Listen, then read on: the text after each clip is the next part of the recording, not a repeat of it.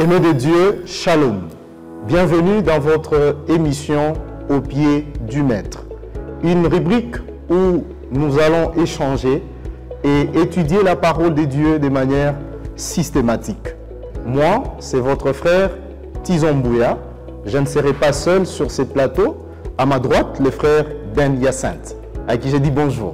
Bonjour, merci frère Tizon. Vous allez très bien. Gracieusement bien. Ça se laisse voir. Gloire à Dieu. Et à ma gauche, nous avons le frère Eli Makwaya, à qui je dis bonjour et bienvenue. Merci beaucoup frère Tizon, bonjour. Vous allez bien? Tout va très bien par la grâce. Alors frère Eli, vous allez nous conduire en prière avant que nous puissions commencer. Très bien, crevons notre tête pour une courte prière. Seigneur Dieu notre Père, nous voici devant toi. Nous voulons partager ta sainte parole. Qu'il te plaise d'être avec nous ainsi qu'avec tous les téléspectateurs. Au nom de Jésus, nous prions. Amen. Amen. Merci beaucoup, frère Eli, pour la prière. Je vous invite à prendre vos Bibles, votre notebook, ainsi que votre stylo. Nous allons commencer cette étude d'aujourd'hui et soyez-en sûrs, nous serons au pied du Maître pour apprendre sa volonté. Nous aurons pour thème ce trimestre allusions, images et symboles.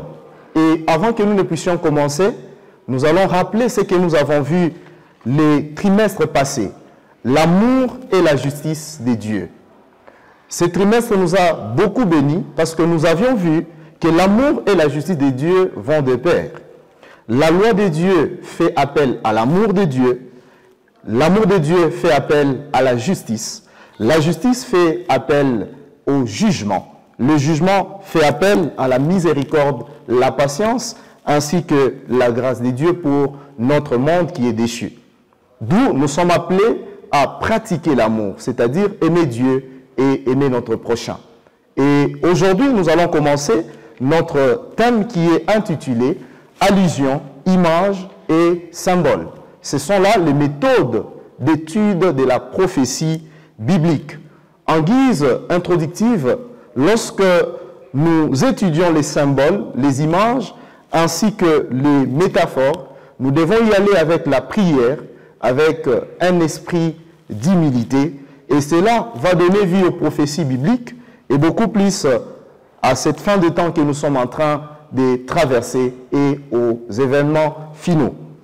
Pour ce faire, ce trimestre, nous allons examiner comment interpréter les prophéties bibliques pour connaître la vérité prophétique et beaucoup plus être ancré sur les événements de notre temps. Ainsi, je vous invite à vous concentrer pour cette leçon première que nous allons déjà commencer ce soir, qui est intitulée, selon que le frère Hyacinthe va nous l'annoncer. Merci beaucoup. La première leçon de notre étude trimestrielle est très pertinente. C'est l'une des leçons qui est des frais chroniques, mais par la grâce de Dieu, nous aurons beaucoup de réponses aux questions que nous nous posons. Et la première leçon est intitulée « Quelques principes des prophéties ». Quelques principes des prophéties. Frère Ben Hyacinthe, est-ce que vous pouvez déjà nous expliciter cela? Exactement. En parlant de quelques principes des prophéties, nous voyons une certaine ligne directrice, je vais dire, certaines règles fondamentales qui nous aideront bien sûr à comprendre la prophétie. Et parlant de la prophétie, nous sommes en train de voir les prédictions des choses futures sous inspiration divine. Merci beaucoup, frère Hyacinthe. Frère Eli, quel est le verset que nous devons mémoriser ce soir? Voilà, merci beaucoup frère Tizon pour la parole. C'est un texte assez particulier parce qu'il nous révèle quelque chose d'aussi particulier. Ainsi, il se trouve dans Jérémie chapitre 9, le verset 24 plutôt, j'y arrive, qui nous dit ceci. Mais celui qui veut se glorifie d'avoir de l'intelligence et de me connaître, de savoir que je suis l'Éternel qui exerce la bonté, les droits et la justice, car c'est à cela que je prends plaisir, dit l'Éternel. Merci beaucoup, frère Eli, pour la lecture de ces versets. Est-ce qu'il y a mariage avec notre sujet que nous allons voir ce soir? Oui, bien sûr que oui, il y a un lien, ça se marie très parfaitement. Premièrement, les versets nous parlent d'un Dieu qui est désireux, qui brûle du désir de se faire comprendre. Il veut être compris. Ainsi, dans le contexte de notre sujet du jour, on voit que les prophéties bibliques, généralement, ce sont des choses qui sont difficiles à comprendre, mais cependant, Dieu voudrait à ce que nous puissions les comprendre. Il désire que nous comprenions ces prophéties bibliques et par conséquent, ces dernières valent la peine d'être étudiées comme on va le faire aujourd'hui. Merci beaucoup, frère Élie. Peuple de Dieu, vous comprenez avec moi que nous sommes appelés à connaître comment lire la parole de Dieu et ici particulièrement les prophéties d'Apocalypse ainsi que Daniel. C'est ainsi, ce soir, nous allons examiner les principes pour lire les textes bibliques qui sont prophétiques. C'est ainsi que nous avons réparti cette leçon en deux grandes parties. La première partie est intitulée « Les 5 principes sur les textes à lire » et la deuxième partie est intitulée « Les principes sur notre réponse à la prophétie ». Sans plus tarder, nous allons prendre la première partie qui est intitulée « Les 5 principes sur les textes à lire ». Dans cette partie, nous allons beaucoup plus comprendre pourquoi Dieu est en train d'utiliser les symboles. Ainsi, j'aimerais déjà poser cette question à mon frère Élie. Pourquoi Dieu utilise les symboles? Voilà, merci encore une fois, frère Tuzan, pour cette merveilleuse question. Il y a pas mal de textes, nous devons savoir, qui nous expliquent la raison pour laquelle Dieu utilise des symboles. Cependant, j'aimerais prendre le plus important que je trouve dans Matthieu chapitre 24. Nous allons lire le verset 15. La Bible nous dit ceci. C'est pourquoi lorsque vous verrez l'abomination de la désolation dont a parlé les prophètes Daniel, établi en lieu saint, que celui qui lit fasse attention. Donc, une fois de plus, nous sommes en face du désir des dieux de se faire comprendre et les symboles sont un moyen pédagogique pour rendre la vérité plus frappante. D'ailleurs, dans un livre très merveilleux, d'un auteur que j'apprécie bien, à la page 14, les paragraphes 1 et 2, l'auteur essaie de nous faire comprendre la raison pour laquelle Jésus en particulier utilisait ou se servait des paraboles. Premièrement, c'était pour rendre la vérité plus attrayante et plus compréhensive. Et ensuite, c'était un moyen de masquer le message de manière à ce que ça ne s'adresse pas directement à ceux qui sont concernés. C'est par exemple, pour parler de Rome, la prophétie biblique ne cite pas directement Rome, mais nous parle d'une bête qui représente Rome. Voilà, donc bref, Dieu veut à ce que nous puissions comprendre mieux ce qu'il a à nous faire comprendre. Merci beaucoup, frère Élie, peuple de Dieu. Avec moi, vous comprenez déjà là les premiers principes que le frère Élie est en train de nous apprendre. Donc, nous devons lire les textes bibliques comme un nouveau livre que le Seigneur nous accorde. Et surtout, frère Élie, vous avez insisté sur les symboles. Dieu veut se faire comprendre à son peuple. Mais pourquoi, lorsque Dieu utilise ces symboles, ça semble être difficile? Frère Hyacinthe, je voudrais comprendre cela. Pour m'allier à ce que le frère Élie venait de dire tantôt, ça ne veut pas dire que Dieu ne veut pas qu'on l'écoute. Non, c'est un langage stylistique que le Seigneur utilise justement pour nous passer l'information. Et surtout dans les contextes de la prophétie, je pense que la prophétie nous vient des Saintes Écritures, d'où la nécessité d'interroger les Saintes Écritures pour comprendre c'est à quoi le Seigneur fait référence. Je nous invite tous à lire dans les livres d'Ésaïe, dans son 55e chapitre, le verset 8e au 9e, je pense, ça va nous servir. La parole nous dit ce qui suit. « Car mes pensées ne sont pas vos pensées, et vos voix ne sont pas mes voix, dit l'Éternel.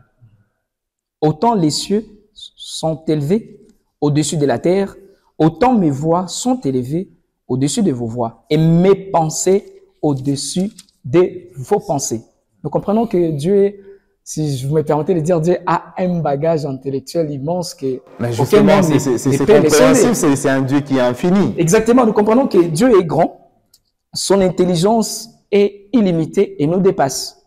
Et aussi, ses voix et ses pensées sont au-dessus de notre, plus même au-dessus de notre. Et enfin, nous comprenons que ces jugements sont insondables et ces voies sont incompréhensibles. Mais ce que nous devons retenir, c'est que le Seigneur, au travers du langage apocalyptique qu'il utilise, la Bible est ouverte également pour devoir nous donner la révélation, tout en comprenant l'essentiel que Dieu veut que nous apprenions, surtout notre salut et ce que Christ est venu accomplir. Merci frère Hyacinthe. Mais donc vous voulez dire que c'est vraiment très facile de lire la prophétie, mais beaucoup de gens fuient cela. Mais justement, il est très facile parce que la prophétie a pour but de nous révéler la nécessité pour laquelle Christ est venu, c'est-à-dire notre salut. Et en lisant cette prophétie, nous avons la connaissance de ce que le Seigneur planifie pour nous, c'est-à-dire la vie éternelle en Jésus-Christ. Mais toutefois, quand les cours des événements s'accompliront selon la prophétie, nous devons garder l'espérance en ces dieux. Merci beaucoup, frère Hyacinthe. Vous m'amenez à comparer les deux écritures que nous trouvons dans Daniel chapitre 12, le verset 4, et Apocalypse chapitre 22, le verset 10. Dans ces deux textes, vous allez voir que Daniel demande à ce que les livres soient scellés. L'ange lui donne l'instruction de sceller, mais lorsque vous allez dans Apocalypse, on ne scelle pas les livres. Alors, frère Élie, je voulais comprendre ce qui se passe dans ces textes. Donc, il y a des écritures dans la Bible qu'on peut lire et d'autres qu'on peut rejeter parce que c'est déjà scellé. Voilà, merci beaucoup pour la parole, frère Tizan. J'aimerais commencer par lire ce que nous dit cette première écriture dans Daniel chapitre 12, le verset 4. Justement. Toi, Daniel, tiens secrètes ces paroles et scelle les livres jusqu'au temps de la fin. Plusieurs alors les liront et la connaissance augmentera. Le deuxième texte, c'est dans Apocalypse 22, voilà, 12. 10. Ok, j'y arrive. Apocalypse chapitre 22, le verset 10, qui nous dit ceci. Elle me dit, ne scelle point les paroles de la prophétie de ces livres, car le temps est proche. Voilà. Pour faire une petite étude comparative par rapport à ces deux textes, dans le premier, il y a une instruction à Daniel de sceller les livres. Mais il ne s'agit pas d'un scellement éternel, c'est jusqu'à un certain temps. Et dans le deuxième, il n'y a pas d'injonction à sceller les livres. Et pour ces temps-là, il faudrait que les gens soient ouverts d'esprit, qu'ils soient intelligents. Exactement. Donc, dans tous les deux cas, on comprendra que Dieu veille à ce que nous puissions comprendre. Il n'a pas une catégorie des choses dans la Bible qu'il essaye de nous voiler. Mais justement, en ce qui concerne le premier passage, là nous voyons que la vérité finirait enfin par être comprise à un certain temps, qui est la fin des temps. Et nous avons une illustration très pratique où les gens ont lu les livres de Daniel et l'ont compris. Cela les a amenés à avoir une augmentation de l'intelligence sur le voie des dieux ainsi que sur autre chose. Là, nous voyons par exemple le mouvement millérite qui a été conduit par William Miller. Après avoir étudié les livres de Daniel, on comprend qu'ils ont eu une avance sur la compréhension de la vérité. Cela les a amenés à découvrir bien d'autres doctrines qui étaient cachées. Par exemple, les sabbats, l'état de mort et plusieurs autres. Donc, nous nous rendons compte que Dieu voudrait à ce que nous les comprenions tout simplement. Wow. Merci beaucoup, frère Élie, pour vos explications. Bien-aimés, avant que nous ne puissions passer à la deuxième partie, j'aimerais revenir à vous, frère Hyacinthe. Est-ce que vous pouvez nous donner les autres principes que nous devons apprendre lorsque nous voulons lire la prophétie biblique? Bien évidemment, nous devrons vraiment avoir un certain fondement, c'est-à-dire une ligne directrice qui doit nous conduire à bien étudier et comprendre la prophétie biblique. J'aimerais énumérer quelques de principes, mais la liste n'est pas exhaustive parce qu'il y en aura d'autres, mais c'est un fondement que nous sommes en train de poser. Justement. Premièrement, vous avez relevé déjà le premier principe qui nous parlait d'examiner l'écriture avec beaucoup d'attention, en d'autres termes, comme un si nouveau livre. Oui. On appelle ça, donc on doit examiner les écritures avec candeur. Oui. C'est-à-dire quand nous sommes devant la prophétie, nous devons considérer ça comme étant un nouveau livre et exprimer la soif de découvrir les contenus de ces derniers. Oui. Et deuxièmement, nous devons lire la prophétie attentivement. Lorsque nous lisons attentivement, c'est-à-dire nous considérons que les textes est d'une importance capitale. Capital, c'est ça. Et on ne se limite pas là. On doit également garder la ligne historique pour voir l'accomplissement des 7 prophéties dans le futur. Et troisièmement, nous devons les lire esthétiquement. Quand le texte est important, on doit quand même apporter une certaine beauté. Justement. Moi, je me rappelle quand je lisais des poèmes, quand j'étais encore jeune, en tout cas, j'y mettais beaucoup d'attention parce que c'est quelque chose que j'aimais. J'étais passionné de cela. Alors, je pense que dans l'optique que vous êtes en train de dire, c'est vraiment fondé. Merci beaucoup. Et pour ajouter encore un autre principe, je pense que c'est le 4e, oui. Nous devrons également contextualiser chaque prophétie. Donc, la nécessité de lire contextuellement. En cela, je voulais attirer l'attention très particulière. Nous ne tirons pas ces prophéties au dehors de l'autre livre, si ce n'est que les Saintes Écritures ou la Bible qui est à notre disposition. D'où la nécessité d'être vraiment centré sur la Bible. Et en dernier, nous devons lire intercontextuellement. Ça veut dire quoi? Je vais m'expliquer. Oui. Je ne peux pas prendre un seul texte pour me défendre. Ok. La Bible est son propre interprète. Justement. Ce qui veut dire, elle s'explique elle-même et au travers des différents textes bibliques, nous trouvons une certaine complémentarité. D'où la nécessité de ne pas s'éborner à un seul verset, mais plutôt élargir la connaissance à la lumière des autres passages bibliques. Parce que si nous mettons juste à parler dans ce texte, je pense qu'un autre va sembler contredire, alors que la Bible ne s'entredit pas. Mais il ne se contredit pas, j'arrive. D'où la nécessité de créer cette polyvalence en consultant d'autres passages, mais qui nous ramènent dans le même contexte de la prophétie. Vous m'avez rappelé une chose, frère Ben Hyacinthe. Il y a un écrivain pentecôtiste qui s'était trompé avec Apocalypse chapitre 9, qui a écrit que la guerre qui avait eu lieu en 1991, c'était ce qui a été décrit comme la guerre des criquets. Oh. Donc, lui, il a écrit que comme il y a la guerre et puis les hélicoptères ont la forme des sauterelles, donc c'est l'accomplissement de la prophétie. Oh. Il s'est borné sur un verset et il a conclu. Je pense que ce que frère Hyacinthe vous venez de dire, c'est vraiment très important lorsque nous apprenons la parole de Dieu. Oui, frère Denis. Je voulais ajouter ou encore résumer les tout. Je trouve un texte assez important dans Jean chapitre 7, le verset 17, où Jésus dit que si quelqu'un veut faire sa volonté, il connaîtra si ma doctrine est de Dieu ou si je pars de mon propre chef. En fait, par là, je trouve que la chose la plus importante dans tout ça, c'est tout simplement s'abandonner, avoir la volonté. Oui. Je me souviens de quelqu'un qui a dit celui qui s'approche de la Bible pour l'étudier avec un esprit rebelle perd son temps. Exactement. Alors donc, il faut s'approcher en toute humilité. Justement. Et quand on s'y approche avec humilité, ipso facto, Dieu nous révélera cette vérité parce qu'il est tellement désiré de nous faire comprendre cela. Merci beaucoup, frère Élie, frère Hyacinthe. Avant qu'on passe à la deuxième partie, vous avez un ajout? Oui, justement, je prends le frère Élie au mot. Il dit, c'est lui qui ne prend pas le temps pour lire la prophétie. Il est en train de préparer sa ruine. Justement. Pour dire que le temps, c'est l'un des éléments principaux pour bien devoir comprendre la prophétie. Nous devons investir de notre temps, consentir de notre temps pour comprendre les choses que le Seigneur a mis à notre table. Merci beaucoup, frère Ben Hyacinthe. Consentir notre temps beaucoup plus à la prophétie pour la comprendre, c'est très important. Donc, vous devez prendre un temps à part pour étudier la prophétie biblique, c'est très important. Ne les fouillez pas.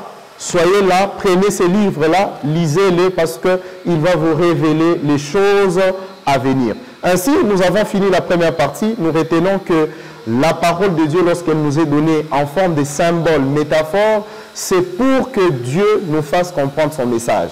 Et beaucoup plus, il se concentre sur la prophétie qui se concentre beaucoup plus sur notre salut parce que quand il s'adresse à nous, c'est pour que nous puissions connaître sa volonté et vivre avec lui. Nous passons à la deuxième partie, les 5 principes sur notre réponse. La manière dont vous répondez à la prophétie. Lorsque vous avez lu, est-ce que vous vous rendez compte que vous avez compris?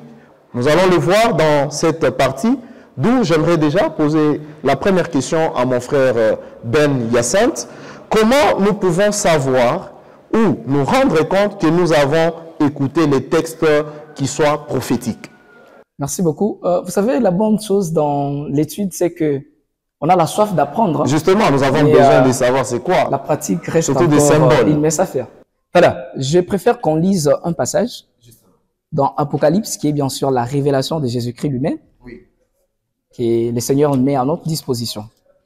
Apocalypse chapitre 1er, le verset 3e, la parole dit « Heureux celui qui lit, ceux qui entendent les paroles de la prophétie et qui gardent les choses qui sont écrites, car le temps est proche. » Ici, je voulais souligner que l'essentiel n'est pas seulement de remplir notre bagage avec tous ces principes, mais l'essentiel aussi, c'est de mettre en pratique ce que nous sommes en train d'apprendre. Au travers de cette lumière, nous comprenons que la pratique, c'est elle-même qui témoigne de notre transformation après avoir appris, parce que dans nos dits, nous soulignons que cette prophétie a pour but notre salut et garder l'espérance en Dieu. Donc, premièrement, nous devons lire spirituellement la prophétie. C'est important ce que frère Hyacinthe vous êtes en train de dire.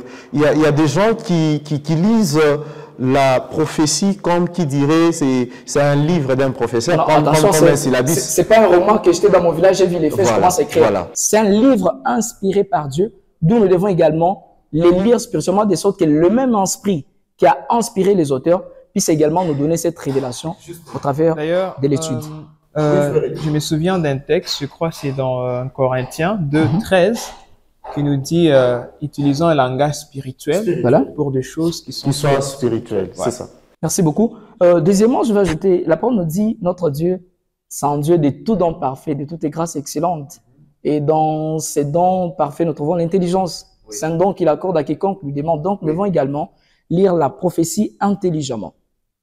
Pour dire, c'est quelque chose déjà qui est difficile, parce que le langage apocalyptique n'est pas compris. Mais frère, attention, vous venez tout à l'heure de nous dire que ce n'est pas difficile de lire les prophéties, c'est facile, on peut les aborder je vous précise que nous sommes dans une école. Justement. Et pour adhérer dans les bancs d'école, il faut être intelligent. Ok, je comprends. Mais gloire à Dieu, l'intelligence vient de Dieu. Vient du Saint-Esprit, c'est lui qui donne. C'est très important. Et deuxièmement, nous ne devons pas lire la prophétie pour nous-mêmes. Nous devons également les lire au bien commun de la communauté. Justement. Ce qui veut dire, on ne doit pas toujours garder ça pour nous-mêmes. Quand nous avons lu spirituellement, intelligemment, on doit également mettre l'aspect communautaire pour dire la prophétie doit intéresser tout le monde. Et aussi l'autre chose, ajouter ce que nous devons les lire d'une manière essentielle.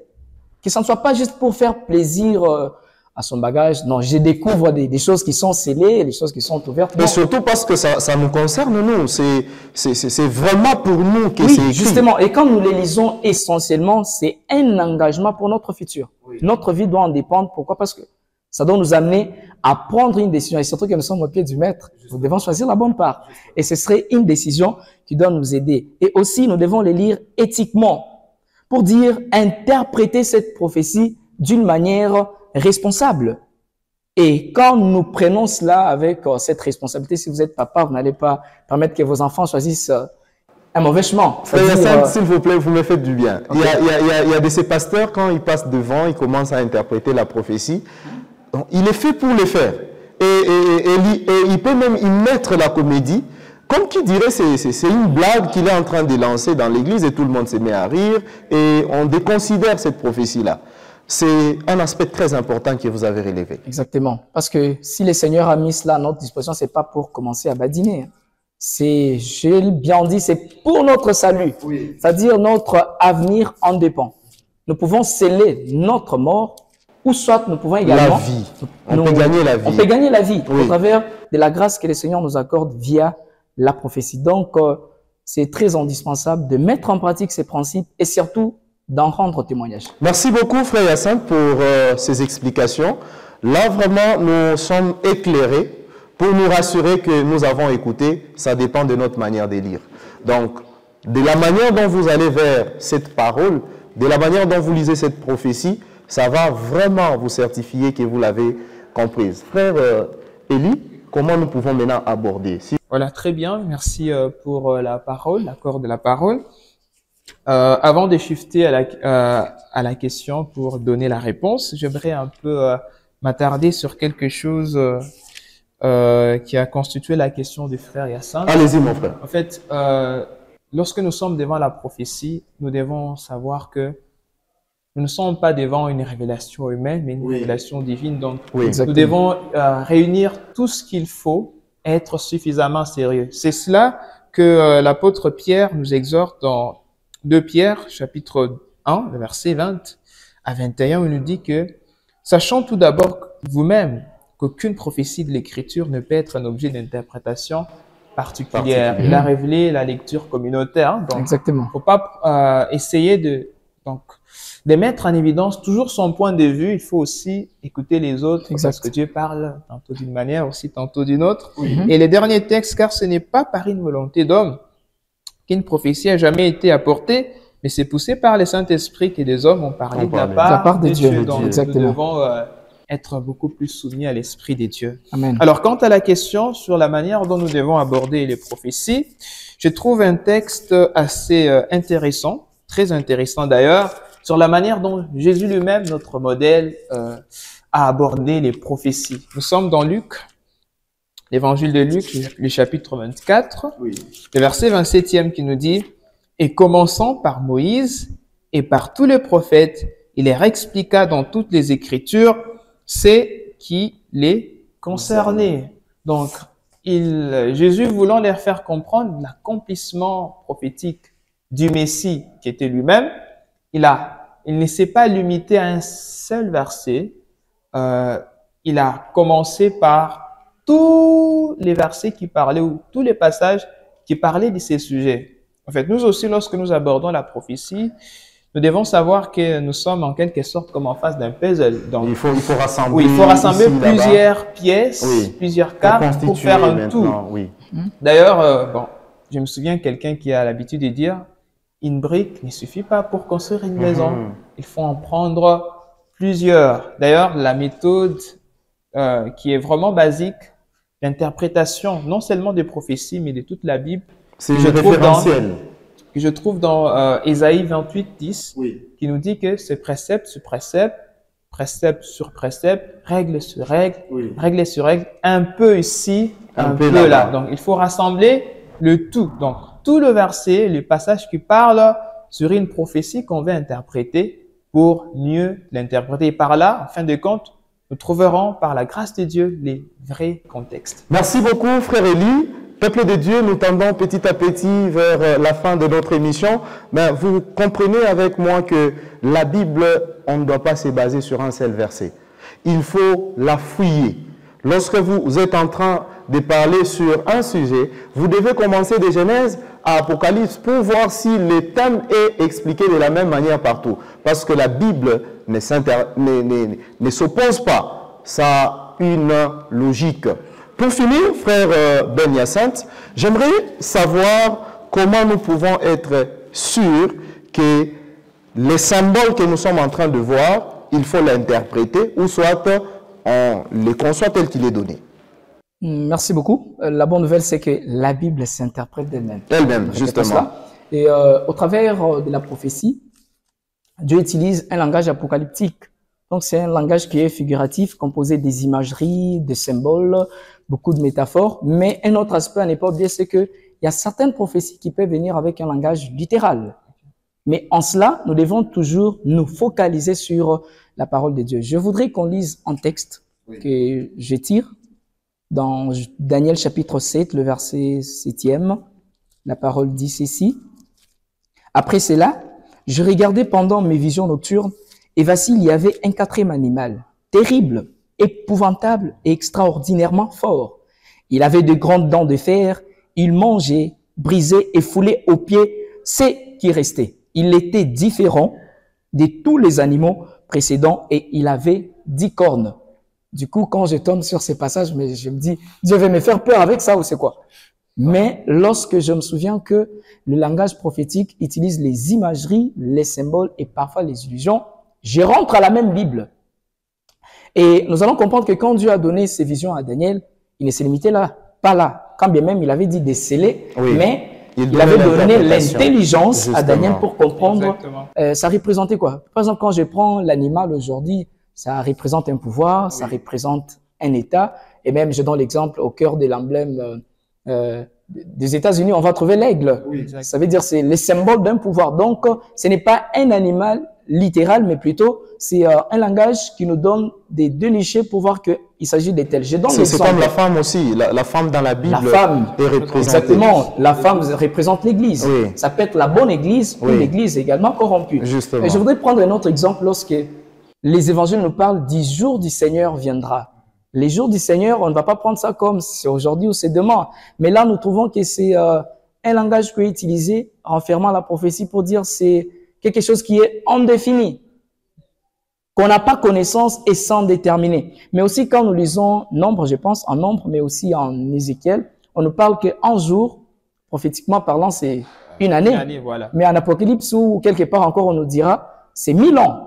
C'est pour dire que nous devrons maintenant mettre ça dans les contextes selon la révélation donnée par la Bible pour voir si, au travers de ces langages, c'est littéral ou encore c'est apocalyptique ou c'est figuratif. Et surtout pour nous situer dans les contextes qui nous sera guidés par la Bible seulement. Waouh! Merci beaucoup, frère Hyacinthe. Vous m'avez donné le goût d'apprendre la prophétie.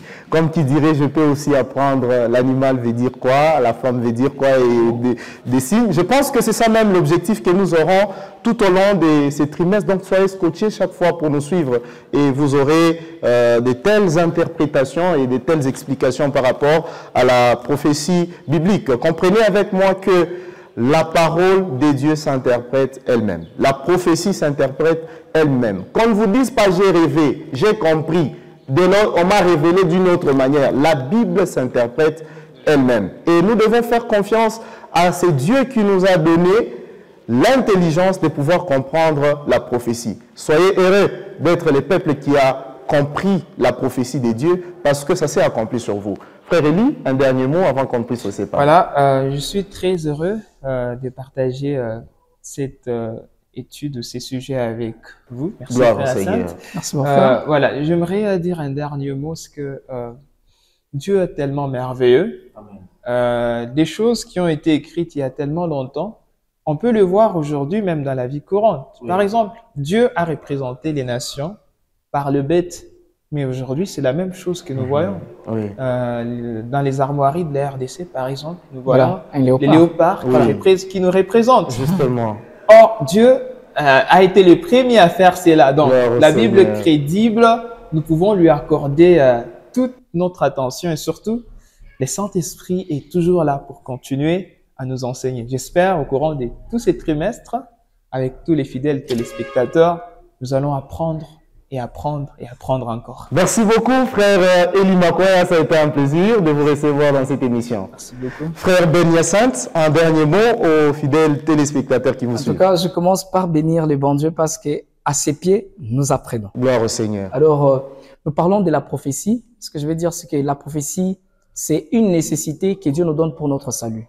Et toute prophétie doit nous conduire à Jésus-Christ. Parce que c'est en lui que nous trouvons l'accomplissement de tout ce que nous apprenons. Et pour arriver à garder cela comme la parole nous a recommandé, de les mettre en pratique parce que le jour est en train de s'approcher, nous devons nous approcher avec l'esprit humble, avec sérieuxité dans ce que nous faisons, mais aussi implorer la grâce du Saint-Esprit pour comprendre ce que le Seigneur veut pour notre salut. Merci beaucoup, frère Ben Hyacinthe. Peuple de Dieu, nous allons nous retrouver le vendredi prochain avec la leçon numéro 2 qui est intitulée « Les fondements de Genèse ». Une très belle leçon et vous serez sûrement bénis. J'espère que vous avez aimé cette tranche, cette rubrique au pied du maître. Et je suis sûr que vous n'allez pas oublier de liker notre vidéo. N'oubliez pas de vous abonner à notre chaîne YouTube Advent Media et surtout, n'oubliez pas d'être là chaque fois pour recevoir nos notifications. Déjà, je vous souhaite bon sabbat parce que les heures saintes ont déjà commencé. Frère Élie, bon sabbat à vous. Merci pareillement. Frère Ben Hyacinthe, bon sabbat à vous. Merci pareillement. Ciao et à la prochaine.